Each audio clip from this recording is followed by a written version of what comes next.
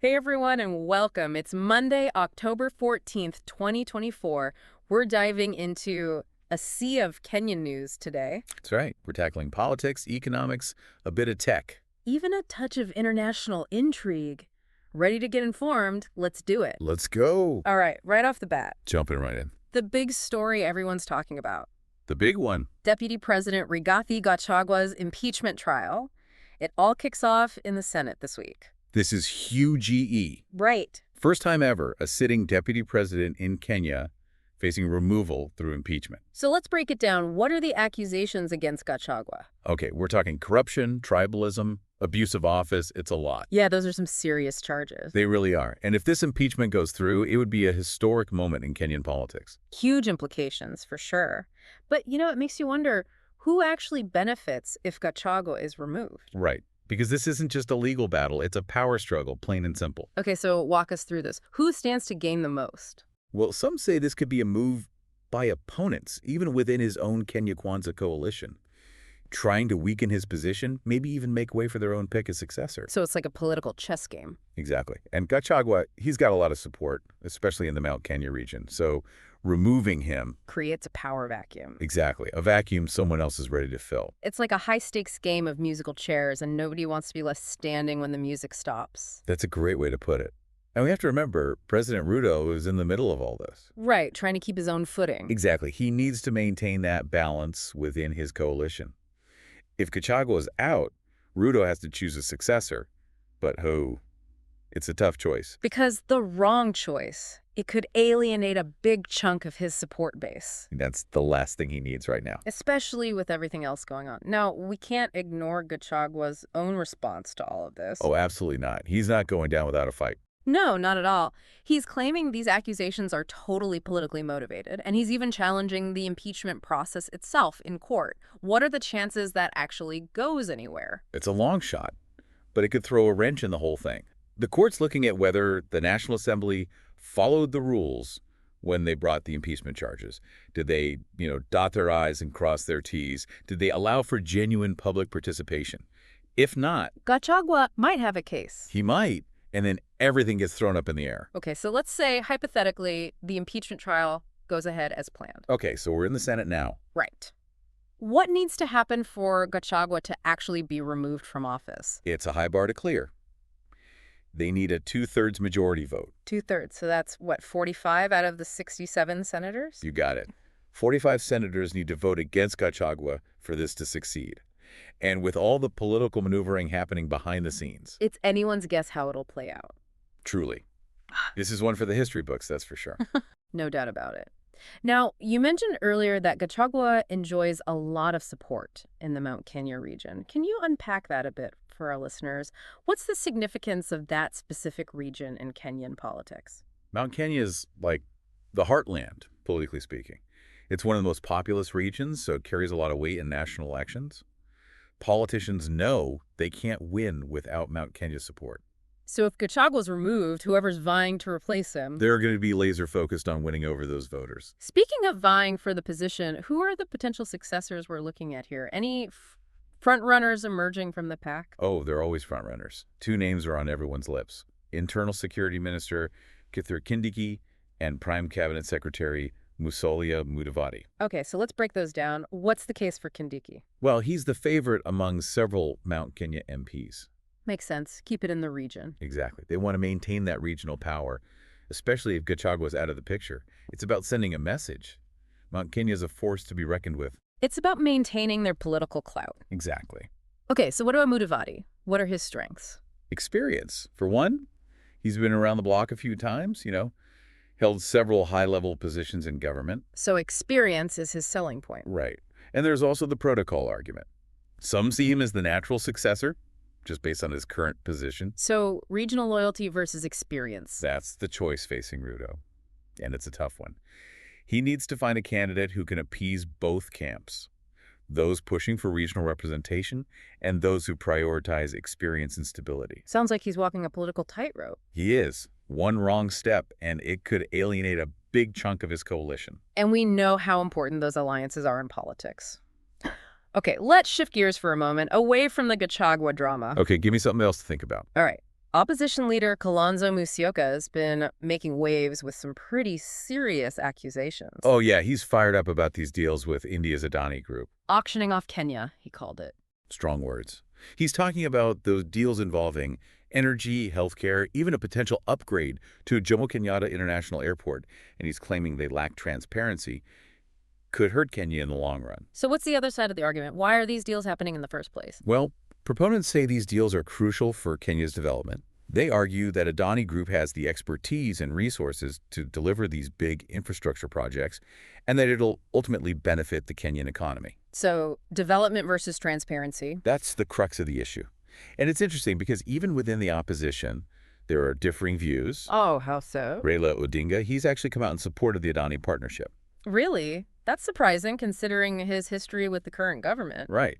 But he's urging caution, emphasizing the need for transparency and accountability every step of the way. So cautious thumbs up, maybe. Yeah, more or less. He's saying, let's make sure these deals truly benefit Kenya and aren't just lining the pockets of a select few. Transparency and accountability, they seem to be the key themes emerging from all of this. They are. And it'll be interesting to see how these issues play out in the coming weeks and months. It's a complex situation for sure. But hey, let's take a step back from the high-stakes political arena for a second. Okay, sounds good. Because there's more to Kenya than just politics, right? Right? We got to talk about the economy. Fuel prices have hit a 19-month low. Yeah, that's good news for consumers. I would think so, but there's always a but. there is. The World Bank's waving a little red flag. What are they saying? They're worried about those new taxes the government just implemented. Ah, right, after the protests. Exactly. So lower fuel prices, yes, but also higher taxes. It's a bit of a double-edged sword. Exactly. And speaking of challenges, we got to talk about the healthcare system, specifically the Social Health Administration System, the SHA. Right, the big push for universal health care coverage. Ambitious project. But there are some, shall we say, hiccups in the rollout. Hiccups. Try major roadblocks. Reports say only about 34% of hospital claims officers actually have access to the system. 34%. That's not great. Not even close. I mean, what does that mean for everyday Kenyans who need to use the system? Delays, confusion, frustration. And probably a lot of out-of-pocket expenses while they wait for reimbursements. Exactly. And let's not forget, not everyone's tech-savvy. Navigating a new digital system, it's not easy for everyone. It's a good reminder that progress, it doesn't always happen overnight. It's a process. It really is. Okay, but you know what gives me hope? What's that? Stories like this. 110 teachers from rural Kenya being recognized for their incredible dedication and innovative teaching methods. Oh, wow. I read about them. They're doing amazing work, especially with limited resources. Right. We're talking teaching coding and robotics in areas with limited electricity. They're finding creative solutions, that's for sure. Like, get this, they're building compost toilets at schools. Compost toilets. Yeah, teaching their students about sanitation, environmental conservation, all through practical, hands-on projects. That's incredible. Talk about going above and beyond. They're role models, that's for sure. Proof that even with limited resources, you can make a difference. Absolutely. Okay, ready for a curveball.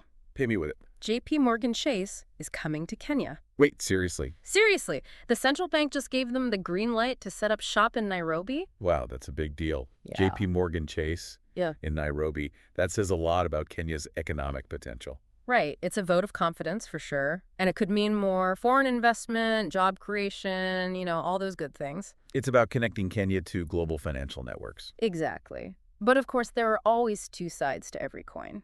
What are the potential downsides here? Well, we need to be cautious. Make sure these foreign investments are actually benefiting Kenya in the long run, not just benefiting, JP Morgan Chase. Right, it has to be a two-way street. Exactly. Responsible regulation, that's key. Absolutely. Okay, what else is on the agenda? Let's talk about Uganda for a second. They just signed a massive deal to extend the standard gauge railway, the SGR. Oh, wow, all the way to Kampala. All the way to Kampala. It's a game changer for regional trade and connectivity. No more border delays, faster transport of goods. It has the potential to boost both economies. It's a win-win, really. And it's not just about the economics. Improved infrastructure, it can lead to stronger ties between countries, more cultural exchange, even tourism. It's about building bridges, literally and figuratively. I like that. Okay, one more for you, and this one's a bit out of this world. Oh. Italy's reviving its space station in Kenya. Wait, what? They had a space station in Kenya. They did, back in the day, but it's been dormant for like 36 years. Wow, that's a blast from the past. Why revive it now? Well, it's all about space exploration, scientific advancements, and, strengthening ties between Italy and Kenya. I mean, who doesn't love a good space station comeback story? Right. It's about pushing boundaries, exploring the unknown. But you want to know what else is pretty wild? What was it? This story about a manager at the IEBC, The Electoral Commission. the one and only, Yeah. caught with a fake master's degree, AND 37 million shillings that didn't belong to him. Oh, wow. Talk about getting caught red-handed. Corruption, it's a global issue, that's for sure. Isn't it? Even across the pond in the U.S., things are getting messy on the presidential campaign trail. Oh, no, what happened? A man was arrested near a Donald Trump rally carrying a loaded gun and a stack of fake passports. Are you serious? Dead serious. It's a reminder that things can get heated during elections, and security is paramount. Absolutely. Peaceful and fair elections, that's the foundation of a strong democracy. Couldn't agree more. Okay, back to Kenya for a moment. Okay. There's this situation in Busia with boda riders. The motorcycle taxis? Yeah, those guys. They're fed up with motorcycle theft, which is apparently rampant along the Kenya-Uganda border. Can't say I blame them. That's a tough situation. It is, and they're saying the police aren't doing enough, so they've taken matters into their own hands. Wait, like vigilante justice? Yeah. Basically. They've formed these groups, they're tracking down thieves, even crossing the border into Uganda to get their bikes back. That's a slippery slope. I get their frustration, but vigilantism, it rarely ends well. No, it usually just creates more problems. Let's hope this gets resolved peacefully and effectively. I agree. Okay, ready for something a bit lighter? A change of pace, please. Let's talk sports. What's the latest with Harambee Stars? Well, they just faced off against Cameroon. Oh yeah, the Africa Cup of Nations qualifiers. Big match. How'd it go? Not the result Kenyan fans were hoping for, unfortunately. Another defeat at the hands of Cameroon. That's rough. What was the score? 1-0. A close one, but still a loss. Okay, so where does that leave their chances of qualifying for the tournament in Morocco? Still in the running, believe it or not. They have 2 more matches to play. I guess. Zimbabwe and Namibia. Okay, so it all comes down to the wire. Exactly. Win those 2, and they're still in it. All right, fingers crossed for Harambee Stars. Now, I want to circle back to the Gachagua situation one last time, because it seems like there's some serious drama brewing within Kenya Kwanza, even beyond just who might replace him. Oh yeah, things are getting messy. There's a lot of jockeying for position, alliances shifting. And a new name's been thrown into the mix. You mean Moses Kirima? The Mount Kenya MP. Yeah, he's stirring the pot, claiming there's a plot to sideline Kindiki. Wait, really? So Kindiki might not even get the deputy president spot if Gachagua's out? That's what Kirima's alleging. He says certain MPs only voted for Gachagua's impeachment because they were promised Kindiki would be the replacement. So it was all based on, what, a backroom deal? That's the implication. Yeah. And now, it seems those promises might not be kept. Wow, talk about a political soap opera. Ruto's got his work cut out for him trying to keep everyone happy. He does, because this kind of infighting, it's the last thing he needs right now.